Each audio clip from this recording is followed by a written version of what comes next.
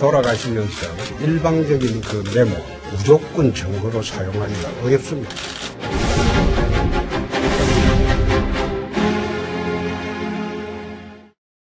자, 이동희 차장. 자, 지금 홍준표 지사 이제 곧 소환될 거다 이런 얘기들이 지금 나오고 있어요. 그리고 핵심 키맨이라고 하죠. 그래서 돈을 전달한 당사자로 알려진 윤모 부사장 지금 소환 조사를 또 받았다면서요. 그렇습니다. 이번이 이제 세 번째 조사인데요.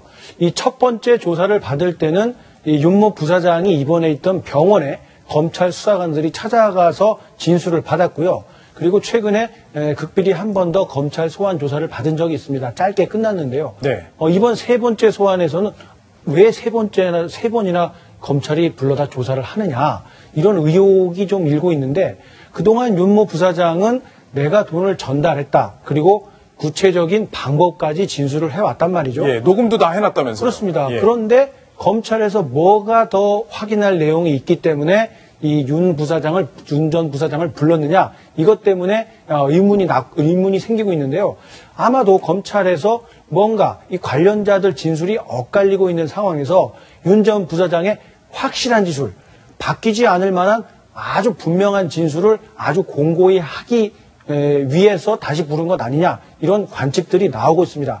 성완종 회장이 없는 상황 그리고 특별한 물증이 없는 상황에서 윤 전 부사장의 진술이 아주 중요한 키맨 역할을 하게 될 텐데 주변 관련자들의 진술이 조금씩 엇갈리는 것으로 확인이 되면서 예. 윤 전 부사장의 진술이 그만큼 중요하다는 의미로 받아들여지고 있습니다. 자, 지금 돈을 준 장소가 국회의원회관이다라는 게 기존에 알려졌다가 지금 의원회관이 아니라 제3의 장소에서 전달했다. 이렇게 진술이 좀 바뀌었다는 얘기도 나오고 하는데 전원책 변호사님, 사실 이렇게 이런 핵심적인 진술 아닙니까? 어느 장소에서 전달했다는. 예, 돈을 어디에서 어떤 방식으로 주었다는 것은 아주 핵심적인 내용이죠. 그러니까 예. 한명숙 총리의 경우에는 이 묵비권이 계속 행사되다가 나중에 이 총리 관저에서 현장 검증까지 했지 않습니까? 네. 뭐 돈을 주었다는 그 장소 현장 검증까지 하는 정말 이게 보기 부끄러운 그런 장면이 벌어졌는데 이번에도 마찬가지인 것 같아요. 검찰로서는 지금 그 돈을 주었다는 그 메모지를 그리고 또 경향신문과의 이제 대화를 녹음한 녹취록을 입증할 수 있는 구체적인 증거를 건물을 세우듯이 아주 큰 뼈다구는 몇 개를 찾아냈는데 세부적인 마감 처리를 못했기 때문에 지금 당사자를 소환을 못하는 겁니다. 예. 그런데 또 한편 만약에 이완구 총리든 어느 누구든 간에 그분들이 권력자가 아니고 보통 사람들이었다면 이만한 그 정황 증거가 있고 또 증거를 인멸하려 하는 이 부대 정황이 발견이 됐을 때 과연 검찰이 소환해서 조사를 하지 않고 또 영장 청구를 하지 않았겠습니까? 당연히 소환을 했을 것이고 이 영장 청구를 했을 겁니다. 그런데도 우리는 이상하게 그 권력층에 있는 분들 그리고 유명인들에 대해서는 검찰이 너무 약한 것 같아요. 예. 한명숙 전 총리가 아주 대표적이 있지 않습니까? 그렇죠. 예. 철저히 묵비권을 행사를 해서 법원에서 재판받을 때도 검찰이 신문하는데 대답조차 하지 않았거든요. 예. 예. 이현종 논설위.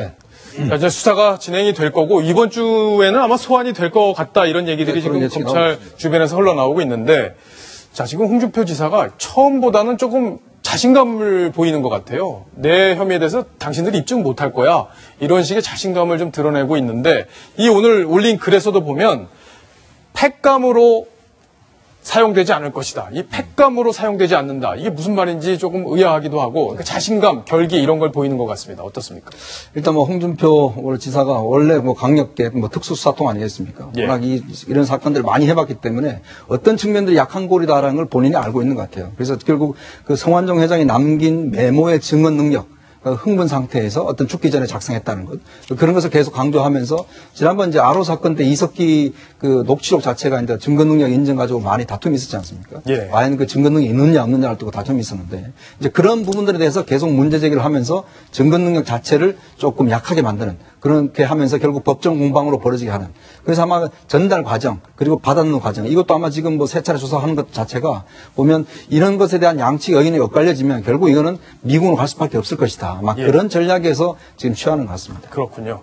박성원 논설위원. 네. 지금 홍준표 지사가 사실 검찰 입장에서는 네. 검찰 선배잖아요. 선배를 불러다 지금 수사를 해야 되는 그런 상황인데 김진태 검찰총장하고 연수원 동기라고 하더라고요. 그런 네. 것들 영향 전혀 안 미치겠죠?